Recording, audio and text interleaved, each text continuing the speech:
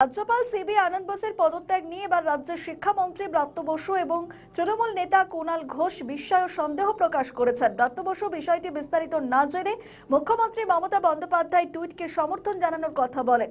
আর কুণাল ঘোষ এই পদত্যাগকে অপ্রত্যাশিত এবং রাজনৈতিক চাপের ফল হতে পারে বলে ইঙ্গিত দিয়েছেন। ঠিক কি বলেছেন তিনি শুনুন। দেখুন, রাজ্যপাল ডক্টর সিভি আনন্দ বোসের যে আকস্মিক পদত্যাগ, এটা তো অপ্রত্যাশিত। মাননীয় মুখ্যমন্ত্রী মমতা বন্দ্যোপাধ্যায় ইতিমধ্যেই তার বক্তব্য জানিয়েছেন।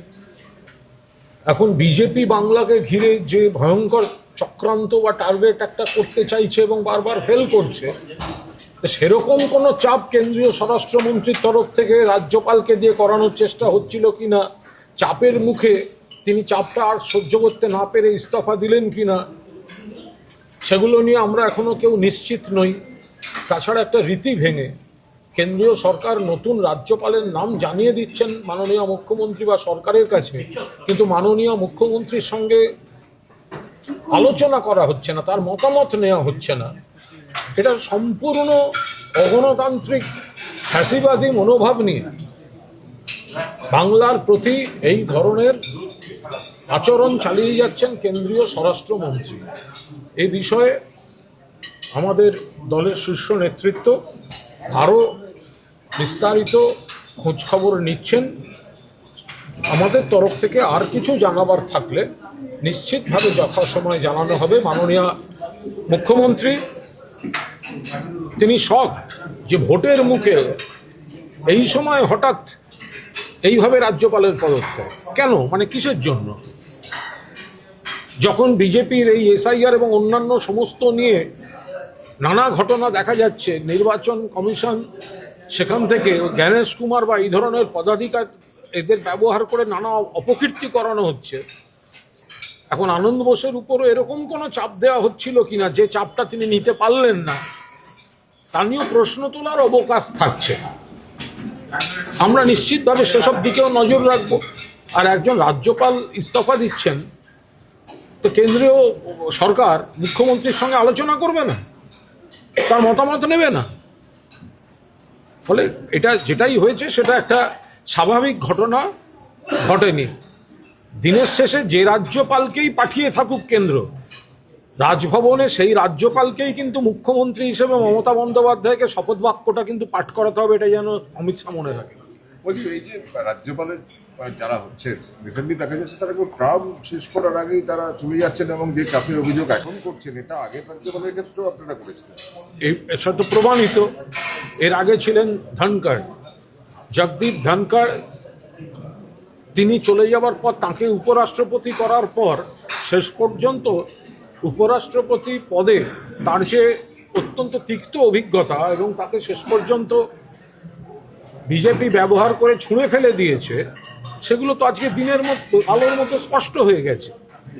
ফলে আমরা খোঁজ নিচ্ছি, সেগুলো আমরা নিশ্চিতভাবে খোঁজ নিচ্ছি যে ডক্টর সিবি আনন্দ বোস তাকে হঠাৎ এইভাবে, আমরা তার সুস্থতা কামনা করি তিনি যদি অসুস্থ থাকেন, কিন্তু তার মানে এই নয় যে ভোটের মুখে হঠাৎ রেজিগনেশন। যে মানুষটি ঘুরছেন, কর্মসূচি নিচ্ছেন, বৈঠক করছেন, তিনি হঠাৎ ভোটের মুখে ইস্তফা, এতে তাকে ইস্তফা দিতে বাধ্য করা হচ্ছে কিনা সেটাও খোঁজ নিয়ে দেখতে হবে। দিল্লিতেই আছে, আমি বলছি তো, এতই অসুস্থ যিনি প্লেন ধরে দিল্লি যেতে পারলেন, এতই অসুস্থ যিনি তার ইস্তফাটার জন্য তার আগে তার কোনো রকম অন্য কোনো প্রতিক্রিয়া পাওয়া গেল না। ফলে এর মধ্যে এই পশ্চিমবঙ্গকে কেন্দ্র করে চক্রান্তমূলক যে কাজ জ্ঞানেশ কুমারের মতো নির্বাচন কমিশনারকে দিয়ে করানো হচ্ছে, রাজ্যপালকে দিয়েও সেরকম কোনো চাপ কেন্দ্রীয় স্বরাষ্ট্রমন্ত্রক দেওয়ার ছিল কিনা সেটাও খোঁজ নেওয়ার অবকাশ রয়েছে। তার ধরে নিতে হবে মুখ্যমন্ত্রী যা বলছেন সেটাই আমাদের দলীয় স্তরে আমাদের সবার প্রতিক্রিয়া। আমি তার বাইরে বলতে পারি, ব্যক্তিগতভাবে রাজ্যপালের সঙ্গে আমার সম্পর্ক এটা ঠিকই যে মসৃণ ছিল না, কাজ করতে অসুবিধা হচ্ছে, অনেক সময়ই হয়। তা আমি ওনাকে, উনি চলে যাচ্ছেন, আমি ওনাকে শুভেচ্ছাই জানাবো, উনি ভালো থাকুন। আর বাইরে দলগতভাবে কোনো প্রতিক্রিয়া যদি আপনারা জানতে চান, আমি বলবো যে এটা দলের সঙ্গে কথা না বলে বা দলের স্ট্যান্ডটা কী অ্যাকচুয়ালি সেটা না বোঝা পর্যন্ত মুখ্যমন্ত্রী যা বলেছেন আমি সেটাই আমার মত। আমি আপাতত এইটুকু বলতে পারি। ঠিক আছে? দাদা শিক্ষা দুর্নীতি নিয়েই ছবি এবং শিক্ষামন্ত্রী সেখানে এই সময় দাঁড়িয়ে যে বিষয়টা নিয়ে অত্যন্ত না এটা কোন এটা আপনি- পুরনো মানে পুরোনো 97 সময়ের সালের অবশ্যই, সিনেমা কিন্তু আমি বলছি মানে এই ঘটনা নিয়ে সময়েও- নিশ্চয়ই। হ্যাঁ এবং এই সময়ে দাঁড়িয়েও এই দুর্নীতি নিয়ে নানান কথা হচ্ছে, আপনি শিক্ষামন্ত্রী সেখানে রাজি হওয়া যদিও আগের সময় তবুও দেখুন আমি একজন অভিনেতা, অরিন্দম শীল একজন ভালো পরিচালক।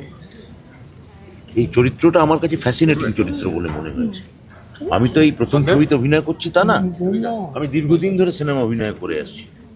ফলে এটা কোন আমলের কোন শিক্ষা দুর্নীতি নিয়ে সিনেমা বা এটা এই আমলে কি প্রভাব পড়বে এটা আমার কাছে বিষয়ই ছিল না। আমার কাছে বিষয় ছিল যে একজন অভিনেতাকে একজন পরিচালক একটা পার্ট অফার করেছেন, সে পার্টটা ভালো কি ভালো নয় এই পার্টটা আমি যে পেয়েছি, আমি যে করতে পেরেছি, আমি আমার পরিচালক অরিন্দম শীলকে আমি অনেক অনেক ধন্যবাদ এবং কৃতজ্ঞতা জানাবো।